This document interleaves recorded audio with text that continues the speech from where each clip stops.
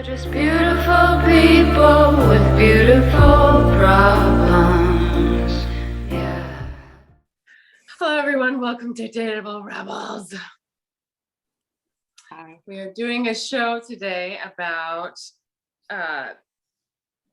people who get divorced and then date soon after, and what that's about. And then we have one guest that chooses not to date, and that's good information too. So I'm going to go into the intros. Not Chad. We have Emily Love. Emily is a 38-year-old juvenile delinquent, married once for 6 years, 10 months, and 28 days. Divorced 8 years, long distance co-parent of 2 children between Minneapolis and Los Angeles. Not dating nor on apps, as men are strange creatures and masturbation is safer, both in terms of catching feelings and diseases. The truth. Currently focused on getting that bag by cataloging and selling a dead man's erotic art. Welcome, Emily Love. Hello, thank you. And we have Lady follow-up Karen. questions. What's that? I said I have follow-up questions. Yeah. Yeah. We have Lady Karen. Karen is a 47-year-old single white female, twice divorced, recently out of a 9-year relationship, no kids, and don't want any because I'm too much of a kid myself, is what she says. Not dating and not ready to date because people bug me. Dating is on hold for now and has very little return on my emotional investment. So she tends to be very selective, not sure if she's ready to do what is necessary to find the weird that matches my weird. No patience for bullshit or fake motherfuckers. I love that. I second that. Bored as hell, but trying to spread joy and empathy no matter where she can, wherever she can.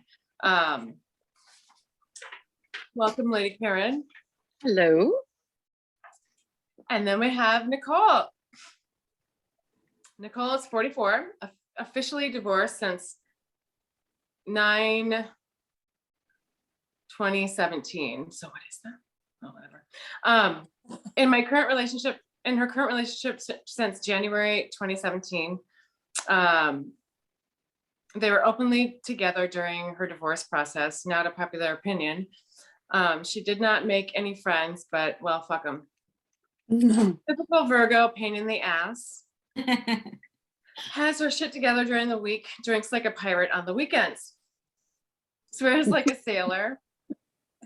Fan of inappropriate humor and laughing like a maniac. We have to hang out.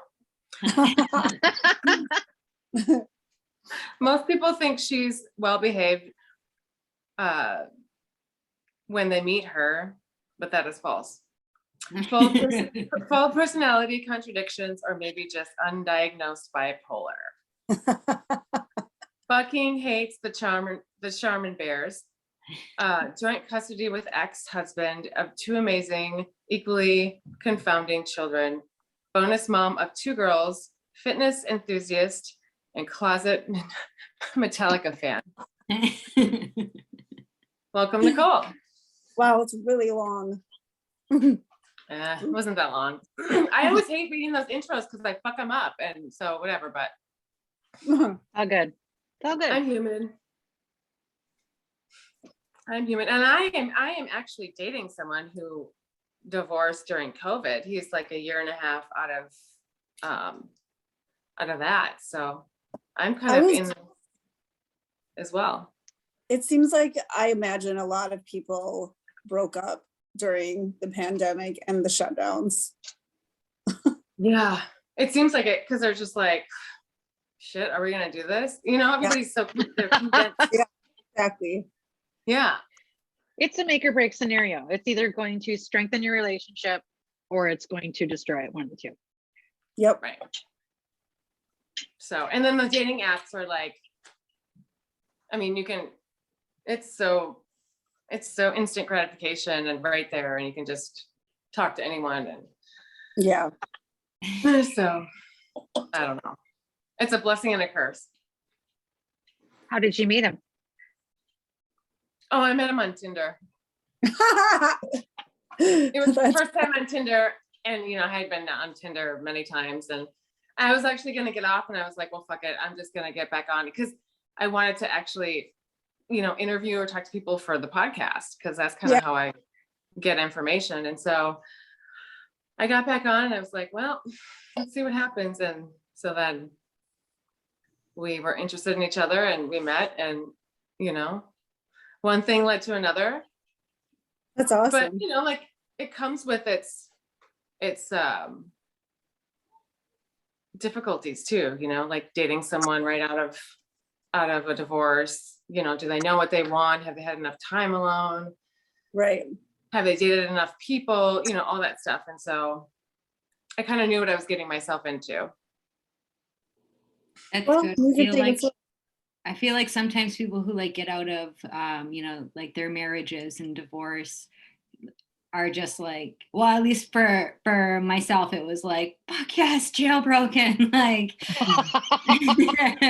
somebody who like wants to give me attention. Like that's fucking awesome. Yeah. Yeah. And it was like definitely not like enough time alone, let alone anything, but like I think that's pretty cool that like you've been able to maintain that for like a year and a half now. That's pretty sick. Well, it'll be 9 months. So it's, like okay. it's a journey. It's like a learning process, and I have my things and he has his things, and, just working on ourselves and the relationship. But yeah, like I had a fear of, God, has he been on long enough? Does he even know what the fuck he wants? Right? Is he So- gonna Yeah, go 'cause- back to his ex? Like And you don't want to be a rebound. No, that's good. Like that's all good. I'm glad that he has a good relationship with her, and I met her, and like it's cool. So, nice. but yeah. So Nicole, I want to ask you Yeah. first. So you were dating the guy that you're with while you were getting divorced. Correct. Yep. So how did that happen? We met at work. He was my manager at the time. And then when we were hanging out, he was not my manager, but he was for a short time. So it was really tricky because actually all three of us worked for the same company. So it's really scandalous.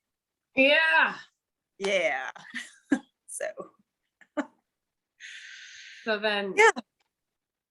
you guys started dating, and So he kind of, it started out like him being a confidant basically, and just a friend and somebody who had been divorced and been through it. And I didn't know anyone at the time who had been divorced. So I didn't really even have anyone to talk to. And it just kind of ended up going down that path eventually. Once my husband and I were actually like separated and we were in the same house, but we weren't staying there together, all this crazy stuff. It was a crazy time. But so everybody at work knew about it and had opinions about it based on what my ex-husband was running around saying, which was his version of the truth. So it was hard. Sure, Like, one side. yeah. And I just, if you try to over defend yourself when people already have an assumption, it makes you seem like you're just like you did what they think and you're just trying to defend yourself when you really did those things, but you didn't. So anyway, I never really said anything. I just took the high road and let it play out. yeah. But yeah, I mean, That's I feel hard, like though. eventually it comes out. Yeah, it was really Yeah. hard.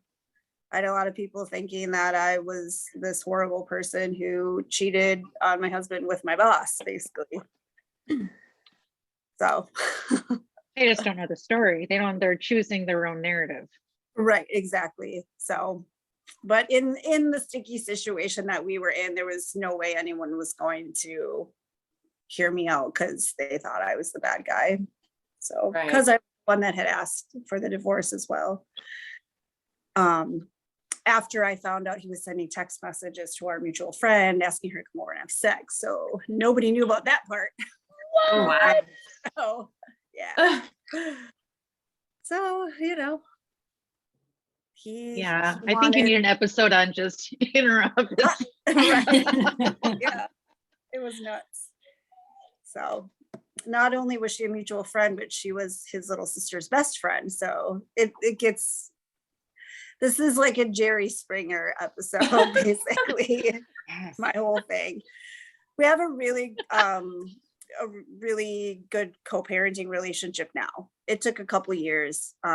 He's in a relationship now for maybe the last almost 2 years. And I think once he started dating her, he just became a happier person and stopped focusing on being mad at me. So yeah. That's And good. now it's been, he and I have been together for like almost 5 years now. Accidentally. So it worked out. Yeah, I guess. So far. Knock on wood. Yeah, I mean, relationships, you never know, exactly. That's the fun. That's the fun thing about them. Right? Yeah. No. but it's good though. Very good. Good. And Karen, you just left a 9-year relationship, yeah? I did, which No, they didn't. it ended during Was the me. pandemic, but I don't think it wasn't because of the pandemic, because honest to God, it was the best time we had. He was baking all the time. We had so much fun. It was amazing. Yeah. But he needed more than what I can give him because of medical reasons. I'm going to be totally honest with you. Sex is very painful for me. So I'm choosing not to have it because it's painful. And he needs someone who's going to be more intimate with him. And I totally get it. I understand. No ill will. He's my best friend. But yeah, so I'm starting over. And I have a suitor, but I don't even know if I want to go out, because 9 years ago there was 2 dating apps. It was Match and it was eHarmony. Now there's a million and I'm scared of them all. They You seem should like a be. lot of work. It's a shit show out there, and there's a lot of scary men. Is. And like, okay, so you've heard my horrible story about dating off of apps, and I had one horrible experience and one really good experience. It was 9 years, but people are weird. And to meet somebody who is honest and not intimidated by an independent woman, like it's impossible. And I don't know that I'm ready to put in all that energy, because I'm still trying to get used to my new life and my new place that's just me, as opposed to, a best friend who's with me every day. And so if somebody wants to try to fill those shoes, my God, they got a lot of work to do. They got a lot of work to do. It's called standards. Yeah. And a lot of people they get down on me about it. And I don't understand why, because it's my life. Fuck 'em. And exactly, they're like, I can't, you need to just start dating again. I'm like, hell no. No. Have you seen what's out there? Like, and where do you meet people? It's not like you can go to the grocery store anymore and meet someone nice, because I usually have my hearing aids in and I have a book or something going on in my hearing aids. And so I can't even hear if somebody approaches me, and I look over and everyone's got their earbuds in. So yeah, there's nowhere to just like meet someone nice anymore. When I was single, I actually thought about doing this because I always would see hot guys at the co-op. And so I thought about getting cards made up and just like, hey, here's my card. That's not a bad I'm a idea. teen podcast. Here's my card. That's a really good idea. Yeah. Yeah, I But actually the suitor that I have, he's kind of in and out, which is really weird because if you're approaching somebody and going after them, you should really be consistent. So I thought he had stopped for a while, and then he showed up again. Here. That's that's the word. Thank you.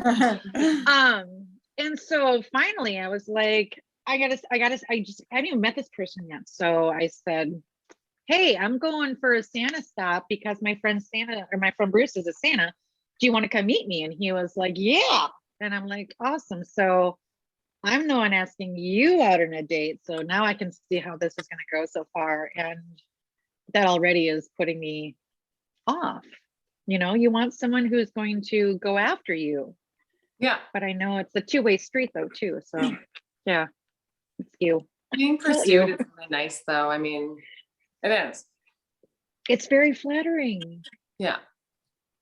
Call me Yeah. old fashioned, but I want someone to pursue the shit out. Yes, and I want you to walk on the curbside. I want you to know all those things, even though I want you to respect that I can hang that TV by myself. I don't need you. Mhm. Yeah. I know I'm mean, asking a lot. I think it's out there. I think it's just, it takes time to find. Yeah. It's a lot of work. Yeah. It is a lot of energy. Yeah. For sure. So that's my story. Emily, what's your story again? You had some crazy story. Juvenile delinquent, 30. No, no, I was living in LA for 14 years. Was married for just under 7 years. I have 2 kids, and it was it was like the worst, like stupidest thing I could have ever done, honestly. Like, and I'm not just saying that because like I hate the fact that I've been divorced and like have, you know, children cross country and trying to like make that work. It's fucking hard. But I mean, I was 23 years old. He was 34 when we met, and like maybe like 6 weeks later we were engaged. Wow. Wow. And then shortly thereafter found out I was pregnant, and it was like, you know, it was just like, sure, why not? Like, I've never been married before. I've never had a kid before. Let's try it. Let's do it. Why not? Good. But no, like things don't work out that way. That's not the reality of the situation. It was, you know, before long, it was like, the fuck did I do? But you know, it was like knowing like 2 years into the marriage, I was like, I'm ready to divorce. And it was like, oh no, maybe you should go to therapy for that. So I went to therapy. And then the next year I was like, no, I'm pretty sure we're going to divorce. And maybe we can try couples therapy. So we did that a couple of times. And then the next year after that, I'm like, nope, pretty sure that we should get a divorce. Nope. And so that went on for years. And, you know, so finally I was like, no, we're divorcing. Like, I'm going to put my big girl panties on, make the toughest decision of my life. And like, then it was just, I don't know. It really felt like crawling out of an Iron Maiden, and like then crawling from underground, like I'd been buried in a hole for years and years, and I was just like, oh my God, these are my hands and I can do things with them, and like this is my body and people like looking at it, and like I'm okay with it and it's amazing, and then that was just bad. But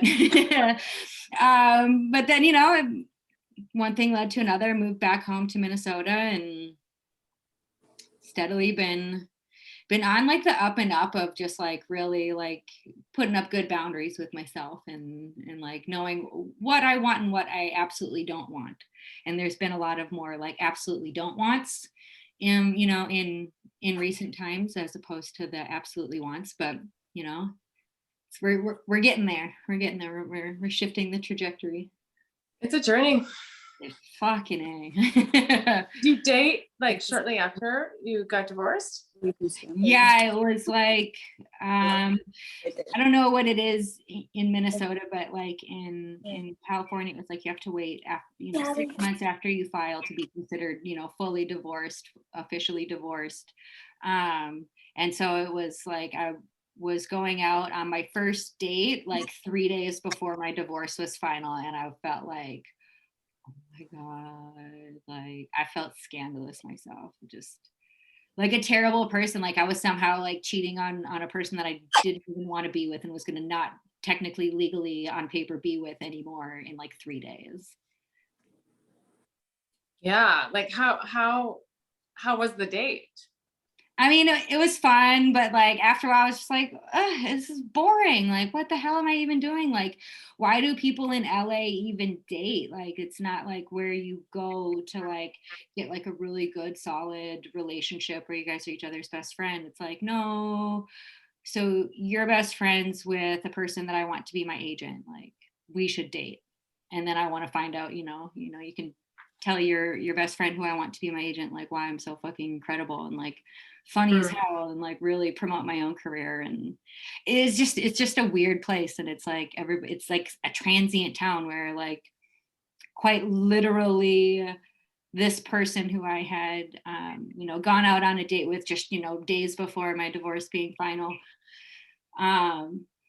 like we tried, I tried calling him for a couple of times and like wouldn't return my phone calls. And a few weeks later, out of the blue, he's like, oh, I moved to Toronto to go pursue my career there. I'm like, oh, okay. Like, so that's just how we're doing things. So yeah, oh, okay. It's just like easy come, easy go, which, Yeah. I mean, in like marriage experience from LA, fuck yeah, easy come, easy go.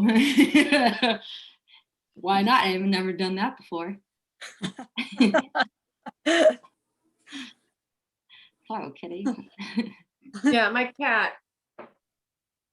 She's I great. love all the animals. And Karen, like your cat's head that was like poking in before, it was great. She She's everywhere. likes to just get into all my stuff. Yeah. Her tail is like all over here all the time. Like, yeah. Yeah. I mean, so then you went on that one date. Were you dating like actively afterwards? Yeah, like just so much. It was like, honestly, I was working in a really crappy job and like didn't necessarily have enough money to be feeding myself. So I tried to arrange it where like at least 5 nights of the week I had somebody taking me out to dinner so I could eat. Girl. I've heard women say that before. Like, I'm going to get dinner. I've never done that, but I've definitely heard. Yeah, it was exhausting, and it was like, straight to like burnout town and like crying in the mirror like, am I even pretty enough? Am I worth it? Like nobody wants to take me out to dinner tonight. Like can't even get a date to the In-N-Out burger. Like Yeah. Yeah, my sister-in-law had that same mentality of girl, it's free dinner. Yeah. And I was like, there's no such thing as a free dinner. You're going to have to spend time with this person and all that That's emotional true. energy.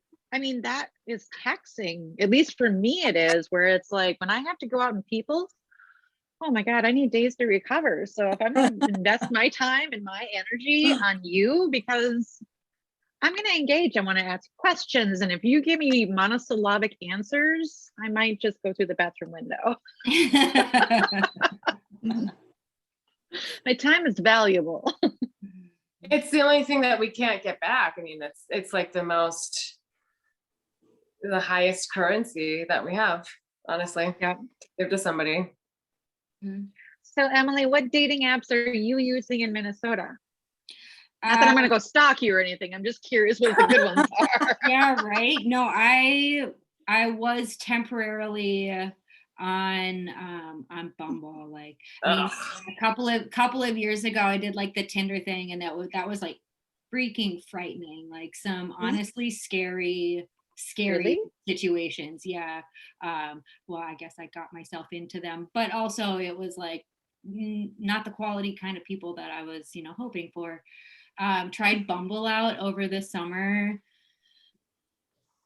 Went on a nice skate date, went for a nice motorcycle ride, but like that was it. I don't know. I picky, like discerning, like, standards like up here, but I don't know. It's just, I think I'm finding like more enjoyment in like hanging out with my 11-year-old and, like going and riding bikes and doing the things with him and like just like really appreciating what I already have in place in my life rather than like seeking out something that is just gonna, in the past has just like really like emotionally exhausted me. Yeah. That makes sense. Yeah.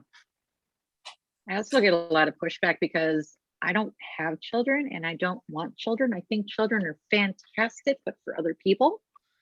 And so therefore I don't want to date someone who has children because that puts me back into that, pseudo adult mom position that I purposely don't want to be in. So people look, I remember before I was dating Chris and I was on Match and people were like, they wouldn't tell you they have kids until you have a few conversations and all of a sudden, oh yeah, I got, like 1 under 2. And I'm like, whoop, okay. I'm sorry, but I just don't have, I'm gonna nip it in the bud right here. I don't have any interest in going forward because I don't want to have to be responsible for small humans. So I was called a bitch a few times and yeah, okay. If that's the way you look at it, sure. Kids are complicated. Oh, I'm sorry, Nicole, go on. I was gonna say kids are complicated anyway, let alone when they're not yours and you're trying to date, Oh yeah. Yeah. I mean, and you add in that co-parenting situation. Yeah. Yeah, and it's been especially like a very, like delicate circumstance too, and like trying to date with my son was he only came to live with me in August of 2020, so it was like during COVID was when his dad kind of snapped and was like, you need to come get your son. So I did. And it was like this like whole reintroduction where it was like there were no kids for the longest time and there was like this freedom, so to speak. But then it was like this situation where it was like, like behaviors of my child who was like, kind of like had his dad, like pushed his dad to the breaking point and was like, you need to come get him now. That's all I could say. Just come get him now. And so having, like that feeling hovering over the child and like, well, why is my mom like trying to like go out and meet other people when there's already somebody who has been there and like, am I not good enough? And why is she wanting to spend some time like away from me? So there's like those feelings to like try to navigate and and especially like I would put the be like very upfront in like dating apps and say like, if you are not okay with me like ditching you for my kid, like you need to fuck off. Like this is not like there's no other options. You are not the number one baby in my life. Like I got another man, but we have 4 kids between the 2 of us. and you can make it work. What? And you can make it work. Yeah. It's incredible. It's crazy. I mean, it presents its challenges for sure at times, but we have 2 that are in 2nd grade and 2 that are in 4th grade. Oh wow. Yeah. But when we started hanging out, it went without saying that we weren't really going to meet each other's kids until it just felt right. I never asked to meet his or anything like that. So our dates would be, I would go over to his house at like 10:30 at night because he's got full custody. So he always has his girls, and we would hang out in the kitchen and have like wine and grilled cheese sandwiches. And if they woke up and came downstairs, I would hide. I would drop to the Oh. floor and hide behind the center island while he got them back to bed. But I mean, that's just what we had to do. And it was fine. And it actually, I think, was better than trying to go out and go on typical dates, because we were forced to just really talk and get to know each other. And so I think that's how we ended up accidentally in this relationship. I mean, neither of us ever expected this. It just happened. So yeah. That's great though. It was organic. Yes. It wasn't, hey, I want to take that gal out. You started out as friends Yeah. and then you grew from there, which is awesome. Yeah. So That's the best way, I think. yeah. I mean, it's never perfect, right? But it's very good. Yeah, Nothing's ever Nothing- perfect. No, exactly. no. Never. There's perfect for you. There's perfect for me. There's perfect for everyone else. It's, Right. We get to We also define our don't own live together. perfection. oh, you don't? No. So I think that is really beneficial to our relationship as well, because I have my own space. And I mean, it's a someday, but it's not anything that feels like, you know, I'm not really compelled to have that happen. Because I have my Seems own like a space power for the move. first time in 10 years, right? So Mhm. yeah, it's nice. I don't have to ask permission for whatever I want in my own space. And that's a good feeling. Mhm. Yeah. Did you think that you were with your boyfriend too soon, or did you ever think that?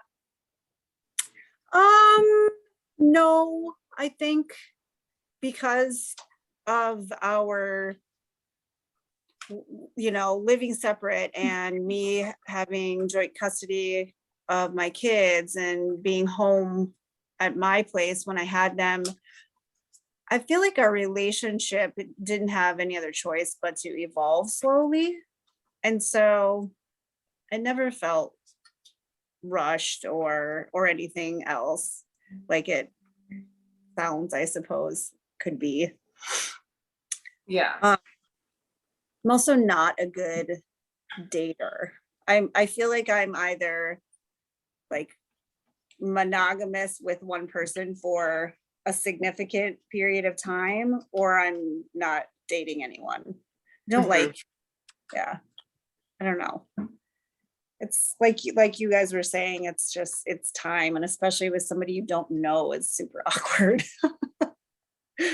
Especially, and I don't like the fact that I feel like you get somebody's best version of themselves, and more often than not presented in a way that's not entirely truthful, because they're trying to look good, but that backfires eventually. So Oh yeah. yeah. Yeah, you quickly find out who somebody is, like, Yeah. Don't marry him 6 weeks after you get to meet him. Right.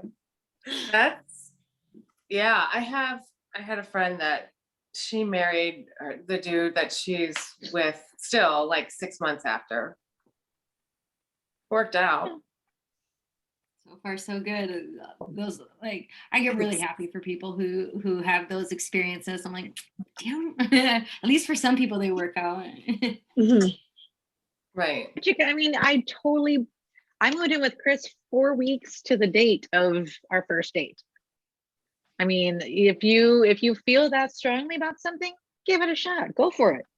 Absolutely. I mean, the only thing that's permanent is death. I mean, other than that, any situation can be changed. Yeah. True. As long as you have the strength and internal, I mean, you don't even need external support. If you have the strength and internal gumption to say, I'm doing this, you can get out of anything. True. I married my first husband probably 6 weeks. Oh God, was it 6 weeks? I think, I don't know. It was very shortly after I met him. And he ended up being emotionally and physically abusive.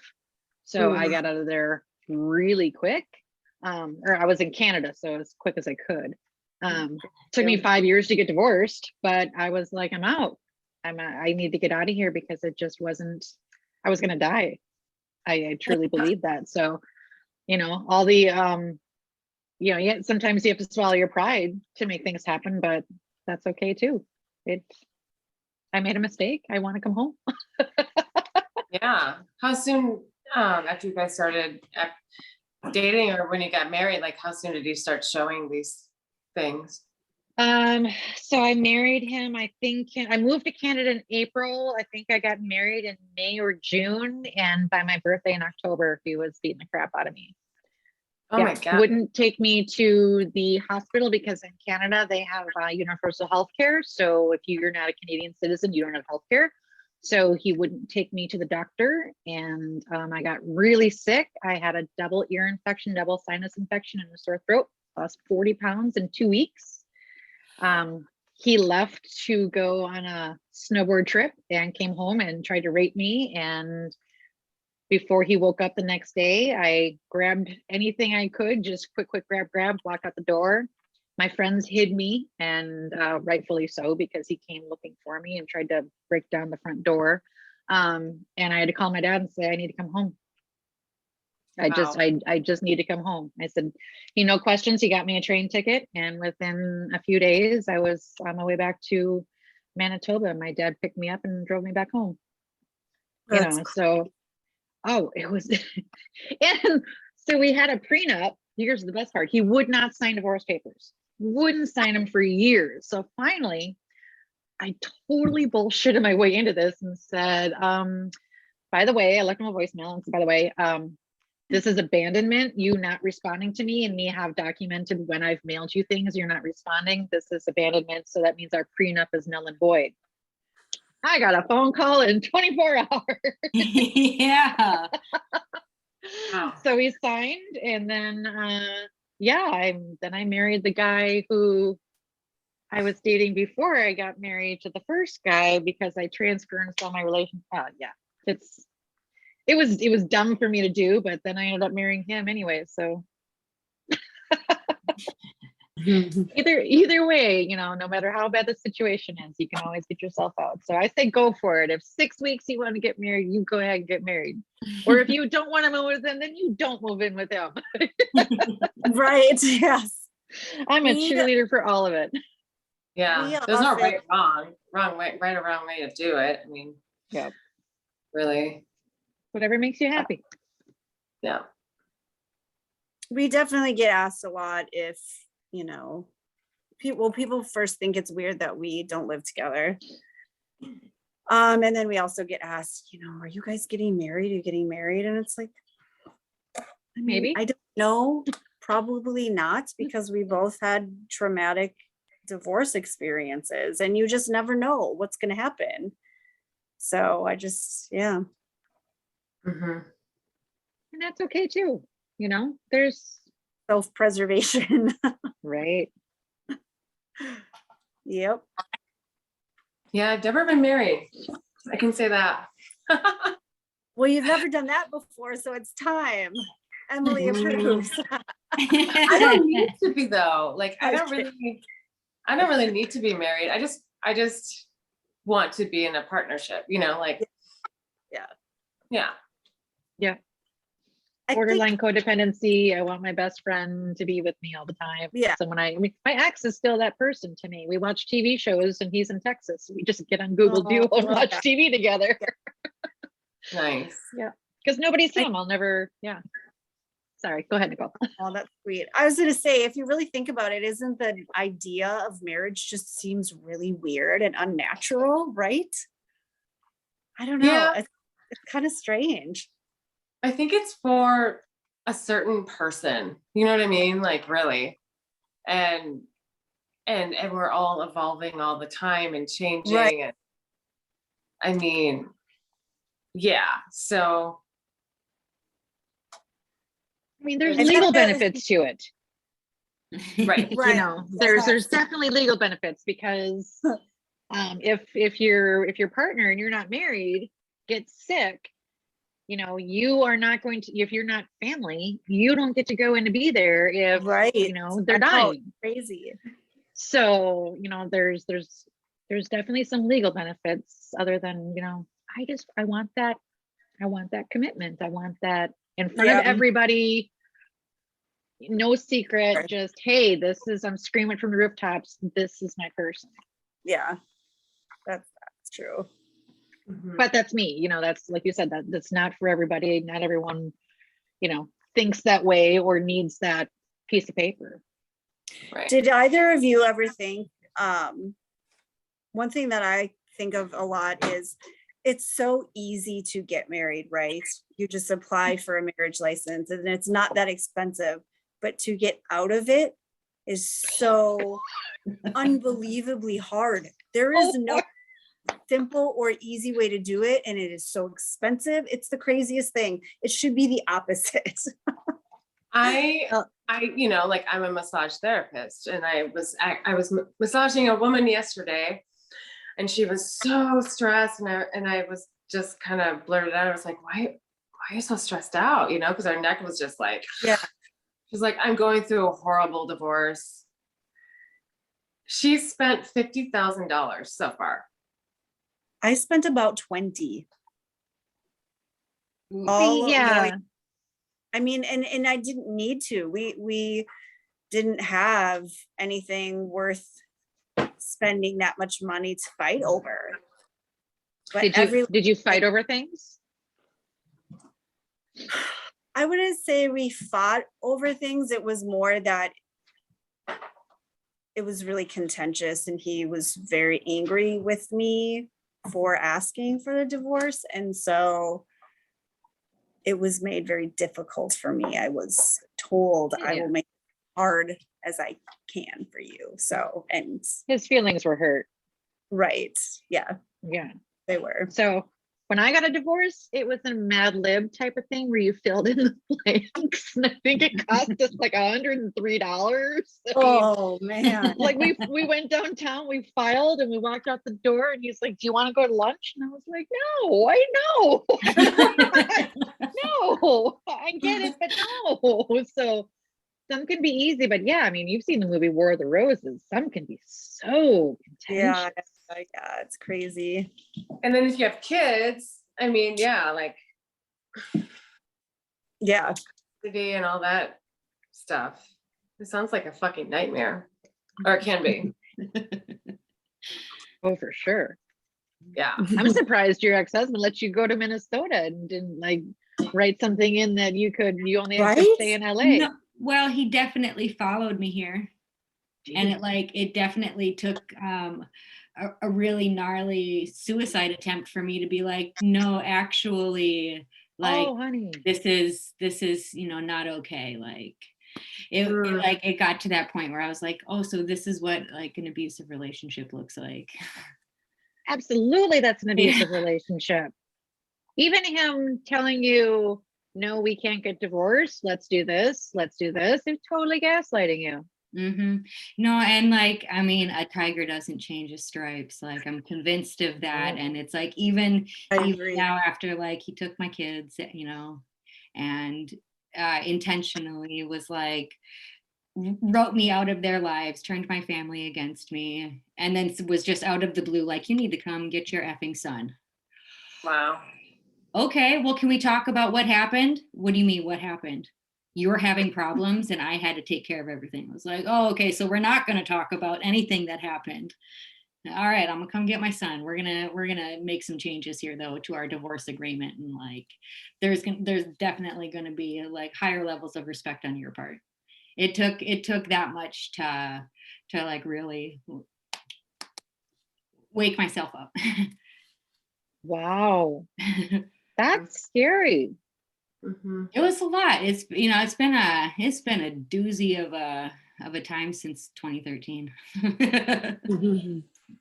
Sounds like you need a toy. You need a boy toy. Or a girl toy, whichever. You just need a toy. Whichever. You need someone to hang out with and just be like, hey, come over here for a minute. Or 5. Oh my gosh. Yeah, it's been intense. Well, I'm glad that you're okay. I'm glad that you're away from him though. That's the first step, really. Yeah, The yeah. rest will fall into place, but yeah, you need to get away from him.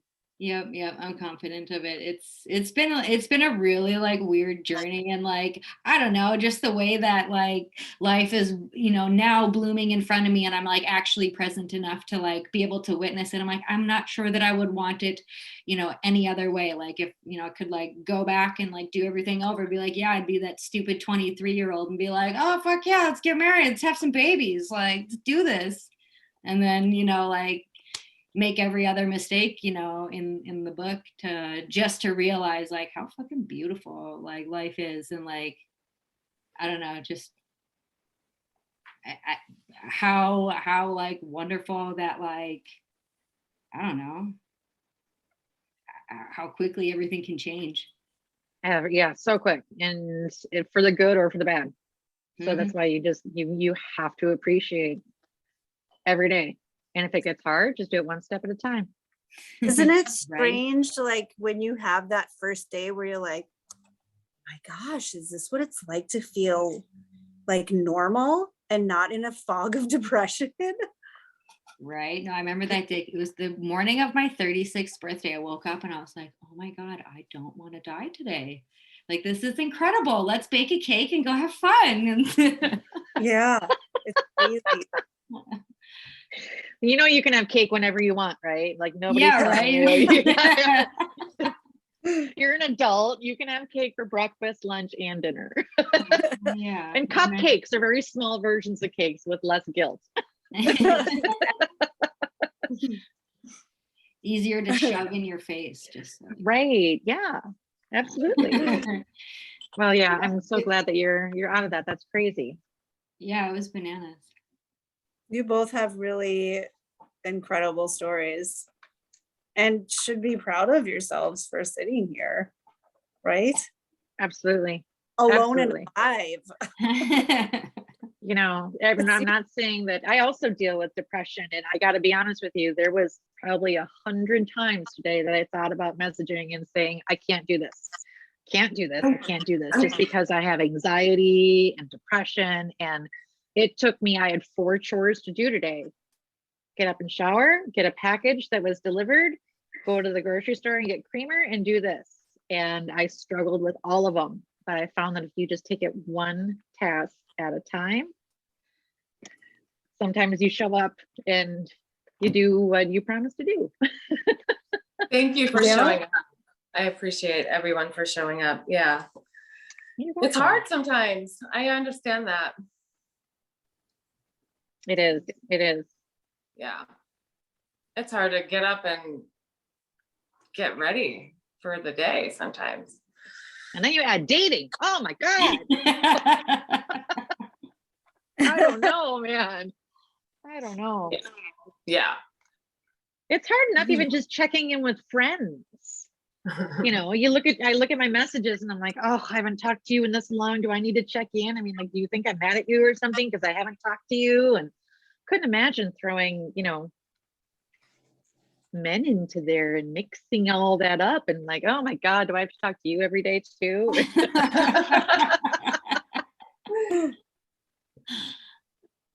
Yeah. It was hard. I'll get there though. It's challenging. But yeah, I mean, you'll take your time and something will happen. We'll go see what this guy's like.